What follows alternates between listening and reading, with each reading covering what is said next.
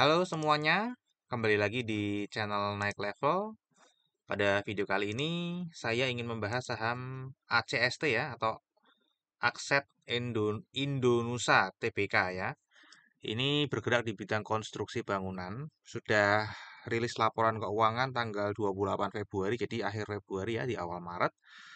Dan saat ini tanggal 18 Maret, kemarin Jumat harganya naik 0,81% ke 124 per lembar saham. Nah, kalau kita cek kinerja harga sahamnya, teman-teman ya, selama 5 tahun terakhir ini sudah turun 92,12%. Jadi kalau teman-teman belinya 5 tahun yang lalu nih sisa 8% aja ekuitasnya ya.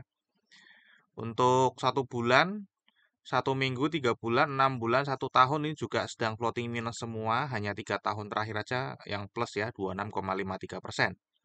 Untuk tahun 2023 sendiri sudah minus 21% teman-teman ya. Jadi ini sedang terjadi penurunannya cukup dalam ya. Nanti kita akan cek kenapa. Kemudian harga tertinggi setahun terakhir adalah 232 dan terendahnya 120. Jadi ini memang sedang berada di titik terendahnya selama setahun terakhir. Oke, seperti biasa nanti kita akan bahas ACST ini dari 4 analisa ya. Kita akan melihat dari fundamentalnya kenapa kok bisa turun seperti ini terus. Kemudian dari seasonality-nya kita melihat bagaimana penurunan harga sahamnya setiap bulannya. Kemudian dari bendarmologi apa yang terjadi ya oper-operan sahamnya selama setahun terakhir ini kemana saja dan dari siapa saja. Dan terakhir kita akan bahas teknikalnya ya. Kira-kira harga sahamnya akan kemana arahnya. Oke, sebelumnya ACST ini memang mungkin nggak semua familiar ya. Jadi kita akan bahas dulu. Jadi Akset Indonesia ini perusahaan yang tadi sudah dibilang ya, bergerak di bidang konstruksi, pembangunan dan jasa konstruksi terpadu ya. Konstruksi gedung, bangunan, sipil, elektrikal, dan komunikasi secara konstruksi khusus ya, pemasangan fondasi dan pilar. Proyeknya itu ya gedung, konstruksi sipil, LRT, kemudian jalan tol ya, Jawa, Bali, dan Sumatera. Kalau kita lihat di webnya teman-teman ya, kalau kita lihat di webnya, ini Akset Akset ini bagian dari Astra teman-teman ya. Jadi ini grup Astra di mana dimiliki oleh PT United Tractors melalui anak usahanya. Nanti kita akan lihat di sisi bandarmologinya.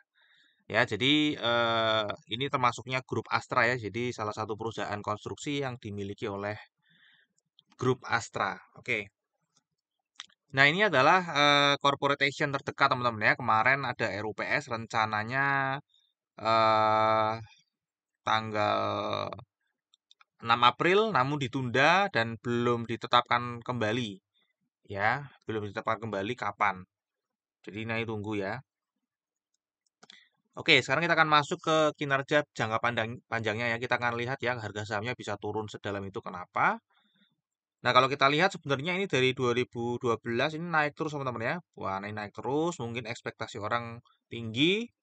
Ternyata 2020 anjlok, kemudian COVID anjlok, kemudian turun ya. Dan yang menyebabkan turun kemungkinan karena sebelum COVID ini memang sudah merugi, teman-teman ya. Kalau kita lihat di laba kotornya nih, ya meskipun pendapatannya tinggi sekali 4 triliun, namun ini merugi di tahun 2019. Ya, ini laba usahanya rugi juga dan laba bersihnya rugi juga. Jadi sejak 2019 memang sudah rugi sebelum COVID, teman-teman ya. Sebelum COVID. Jadi mungkin ini yang menyebabkan orang waktu itu di sini berekspektasi tinggi ya 2018, berekspektasi tinggi, wah kinerjanya naik, labanya naik. Tiba-tiba 2019 pendapatannya tertinggi, kemudian dia malah rugi. Nah, kalau kita lihat ya teman-teman ya, eh dalam jangka panjang ini kalau kita lihat beban pokok penjualannya lebih tinggi daripada total pendapatan ini yang menyebabkan rugi teman-teman ya. Jadi kalau konstruksi ini kan dia biasanya nalangin dulu ya, nalangin dulu baru nanti dibayar jadi pendapatan. Ya, jadi dia modal dulu sehingga ini beban pokok penjualannya bisa lebih tinggi daripada beban pendapatan, sorry, total pendapatan. Laba kotornya jelas jadi negatif, ini negatif semua teman-teman, kita nggak usah bahas. Beban usahanya juga naik cukup tinggi ya secara jangka panjang. Ini 2019 sudah naik teman-teman. Jadi ini dari 2017 sudah naik, kemudian naik lagi ini sudah mulai turun tapi masih lebih tinggi daripada 2017. Ya, laba bersihnya pun tergerus, ikut tergerus teman-teman ya. Nah, kalau kita cek kinerja jangka pendeknya ya, lah ini adalah laporan yang sudah dilaporkan tanggal 28 Februari kemarin. Pendapatannya turun teman-teman ya, 30,6%. Padahal ini sudah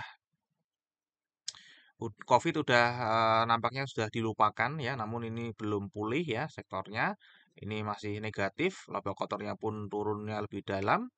Laba usahanya sudah berkurang teman-teman ya, berkurang 24,5%, tadinya ruginya 660, sekarang tinggal 498. Ya, untuk laba bersihnya juga berkurang. Kalau kita lihat secara strukturnya, ini beban pokok penjualannya juga tambah besar, ya. Beban usahanya sudah berkurang, teman-teman ya. Dan ini beban lain-lainnya sudah hilang, diganti dengan pendapatan atau penghasilan lain-lain. Untuk laba bersihnya ini naik ya, teman-teman ya. Jadi dari 46 naik ke 43 ya. Oke, sekarang kita akan bahas valuasinya dari ACST ini ya. Pada saat video ini dibuat, book value-nya 2,45 dan pair-nya minus 3,5. Jadi ini ya udah pasti kebilang mahal ya karena perusahaan rugi, book value di 2,45. Sebenarnya sebelum 2019 ini book value-nya pernah di bawah 1 teman-teman ya. Namun karena tadi 2019 merugi ya, merugi sehingga kerugian itu otomatis akan mengurangi laba ditahan teman-teman ya. Dan kalau laba ditahan berkurang, maka secara otomatis book value-nya berkurang. Kalau book value-nya berkurang, ya otomatis akan valuasinya terlihat mahal karena ekuitas perusahaan itu bertambah sedikit, ya. Ekuitas perusahaan bertambah sedikit, namun harganya eh, tidak bertambah sedikit. Jadi pengurangannya tidak sejalan atau tidak seimbang dengan penurunan harganya. Ya, jadi PBV-nya secara otomatis akan naik. Valuasinya akan mahal. Oke, kalau kita lihat ROE-nya ini minus 69,84% dan earning yield-nya 28,56%. Jadi kira-kira kalau teman-teman beli di harga saat ini ya kalau earningnya seperti ini terus kira-kira ya 4 tahun lagi habis modalnya gitu ya. Karena setiap tahun akan berkurang 28,56%. Oke, kemudian kalau dividen ini sebenarnya rutin bagi dividen ya sebelum rugi gitu ya. Jadi 2019 ini rugi dia nggak membagi dividen ya. Ini 2019 adalah membagikan profit di 2018. Ya, jadi ini sedang merugi parah namun ini sudah memang udah menurun kerugiannya ya. Nah, kalau kita cek di seasonality teman-teman ya, Januari dan Februari, Februari yang prosentasenya naiknya cukup tinggi nih malah negatif. Untuk Januari memang 50% teman-teman ya. Kalau kita cek ya ini Maret memang Maret, April, Mei, Juni memang peluang naiknya sangat kecil ya. Ini ada peluang lagi untuk naik di bulan Juli nanti teman-teman ya. Dan kalau kita lihat ini ya sejak IPO 2013 ya, di tahun pertama di IPO aja sudah negatif teman-teman ya, sudah negatif. Tahun berikutnya 2014 naik cukup tinggi 84%, habis itu nggak pernah naik lagi teman-teman ya. Setiap tahun ini sahamnya selalu turun ya, jadi ini cukup kurang menggembirakan ya. Bahkan setiap tahun ya ini hanya 9% persentase kenaikannya cuma satu kali. Nah, sekarang kita akan masuk ke bandarmologinya ya teman-teman ya. Nah, tadi seperti yang sudah diinfokan di awal bahwa ACST ini merupakan anak usaha dari UNTR melalui PT Karya Supra Perkasa ya. Jadi ini PT Karya Supra Perkasa ini dimiliki 100% oleh UNTR ya atau United Tractor. Ya, kemudian sisanya ada di masyarakat. Kalau kita lihat jumlah pemegang sahamnya nih ya setiap bulan ini sudah turun terus teman-teman ya, sudah mulai dijauhi karena turun terus, bikin frustasi dilepas gitu ya. Kalau kita lihat partisipasi investor asing di saham ini juga sangat kecil, jadi ini bisa diabaikan saja. Oke, sekarang kita lihat dari lebih detail bagaimana struktur kepemilikannya, apa yang terjadi setahun terakhir ya, bagaimana oper-operan sahamnya setahun terakhir ini. Oke, kalau kita lihat ya, Februari 2023 ini 99,85% dikuasai investor lokal dan hanya 0,15 investor asing. Jadi ini perlu diabaikan saja investor asing.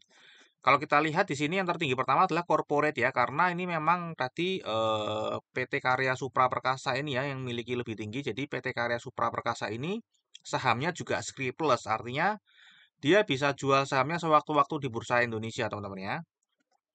Nah, namun kita coba akan melihat apa yang terjadi setahun terakhir dengan men-take out ya saham milik si pengendali ini teman-teman ya, Karya Supra Perkasa. Nah, kalau sudah kita take out, maka akan terlihat seperti ini teman-teman ya. Jadi ini lebih jelas di luar pengendali. Nah, ternyata hanya ada dua kepemilikan yang dominan di saham ini teman-teman ya. Yang pertama adalah investor retail lokal, ini dominan. Yang kedua ada corporate juga teman-teman ya, dominan di luar pengendali ya. Jadi ini pemainnya kurang banyak teman-teman ya. Hanya ada dua pemain ini. Yang satu cuman reksadana ya, itu pun nggak bergerak sama sekali setahun terakhir. Ya, jadi hanya ada dua pemain ini. Kalau ini diam, maka ya harganya nggak akan kemana-mana. Padahal ini malah buang barang nih terakhir ya teman-teman ya. Ini malah lagi buang barang. Ya, jadi kalau cuman retail-retail oper-operan barang terus dengan kinerjanya yang turun terus, maka retailnya akan ngoper barangnya adalah lebih kuat untuk lebih lebih kuat retail yang pengen buang daripada pengen beli ya, karena tadi melihat fundamentalnya seperti itu. Akhirnya harganya akan turun terus. Ya, karena nggak ada big player yang menampung saham yang dibuang oleh retail. Jadi retail ke retail terus itu. Bahkan ini cenderung bertambah retailnya ya. Oper-operan retail ke retail, namun karena ekspektasinya adalah perusahaannya sedang merugi, ya tentu saja nggak mungkin hajar kanan teman-teman ya, yang pasti akan antri di bid ya. Oke, ini kira-kira ya teman-teman yang terjadi di setahun terakhir ya. Hanya oper-operan di antar retail aja. Kemudian ini perusahaan besarnya juga sedang buang barang kecil sedikit teman-teman. Yang lainnya nggak ada terlalu banyak pemain di sini. Nah, kalau kita lihat dari 1 Maret sampai 17 Maret ini juga sedang buang barang ya. Dan kalau kita lihat memang ini memang didominasi apa broker-broker yang memang banyak retailnya ya. Jadi tadi saya sudah bilang ini memang dari retail ke retail aja teman-teman ya. Dan kalau kita lihat di sini lebih dominan artinya lebih agresif yang jual daripada yang beli ya. Nah, akhirnya harganya akan menjadi turun ya, karena yang jual tuh pengennya buru-buru, yang beli santai-santai aja ya, sehingga yang mendesak yang menjual lebih besar, dorongannya akan ke bawah teman-teman ya. Oke, jadi ini sedang big distribution ya. Namun ini big distribusinya dari retail ke retail ya. Tadi corporate cuman sedikit aja, memang sedang buang barang juga. Nah, kalau kita lihat dari teknikalnya ini sedang downtrend teman-teman ya. Ini sedang downtrend. eh Kira-kira ini juga likuiditasnya sehari cuma 353 juta per hari. Jadi teman-teman diperhatikan ya kalau misalnya mau masuk ke saham ini. Kalau dari teknikalnya ini sedang downtrend, jadi kemungkinan dia akan turun terus teman-teman ya. Dia akan membentuk pola turun. Targetnya mungkin bisa ke angka 64 ya. Jadi kemungkinan dia bisa ke angka 64 di sini teman-teman ya. Ini adalah titik support terendahnya saham ini. Ada di 64 tahun berapa tuh tadi saya lupa ya, saya nggak cek. Kemungkinan akan bisa kembali ke sini. Oke, sekarang terakhir adalah risamnya teman-teman ya. Tadi secara fundamental kinerja jangka panjangnya saya anggap turun ya teman-teman ya. Saya anggap turun karena naiknya cuma di 2010 aja ke 2023. Namun secara overall kalau di rata-rata turun. Kinerja jangka pendeknya juga turun. Valuasi jelas mahal karena perusahaan rugi. Ya, perusahaan rugi nggak ada yang murah teman-teman ya. Rutin bagi dividen sebelum 2020. Jadi semenjak rugi udah nggak pernah bagi dividen lagi. Untuk seasonality potensi naik itu Juli ya, tadi yang lainnya turun terus. Bandarmologi tadi dari Februari ke Februari sedang distribusi dari perusahaan besar memang sedikit ya, namun dari retail-retail juga dorongan untuk jualnya lebih besar daripada untuk beli.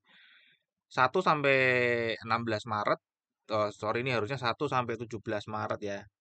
1 sampai 17 Maret itu distribusi teman-teman ya, tadi sudah kita lihat. Kemudian teknikal sedang downtrend dan likuiditasnya rendah teman-teman ya. Oke, jadi ini adalah sekilas tentang saham ACST. Dan terakhir disclaimer teman-teman ya. Jadi analisa yang saya tampilkan di YouTube ini adalah analisa saya pribadi yang tentunya bisa salah. Jadi teman-teman silakan bijaksana dalam menggunakan informasi yang ada di video ini. Ini bukan merupakan ajakan jual atau beli saham ACST ya. Jadi silakan teman-teman analisa sendiri. Oke, sampai di sini dulu analisa saham ACST. Kita akan berjumpa lagi di video yang berikutnya.